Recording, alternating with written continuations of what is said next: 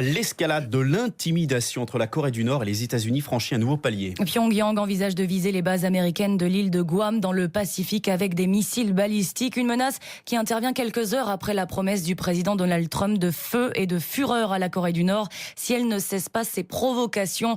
La réaction sera d'une ampleur telle que le monde n'en a jamais vu, a précisé Trump. Nicolas Tarka, vous êtes l'un des correspondants de RTL aux États-Unis.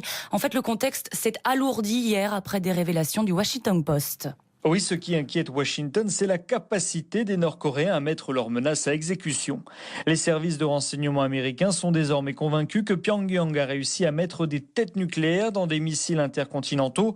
On parle d'une 60aine. Donald Trump a dû brièvement interrompre ses vacances dans l'un de ses golfs du New Jersey pour mettre en garde le régime de Kim Jong-un. Ils se heurteront au feu, à la colère et franchement à une réaction d'une ampleur que le monde n'a jamais vue jusqu'ici. Ces menaces n'ont pas refroidi les ardeurs nord-coréennes, bien au contraire. En réponse à Trump, Pyongyang affirme désormais se préparer à des frappes préventives à l'aide de missiles balistiques. La cible, les 2 bases américaines situées sur l'île de Guam dans le Pacifique. C'est justement là où sont arrivés lundi les avions B-1 de l'US Air Force pour des manœuvres conjointes avec le Japon.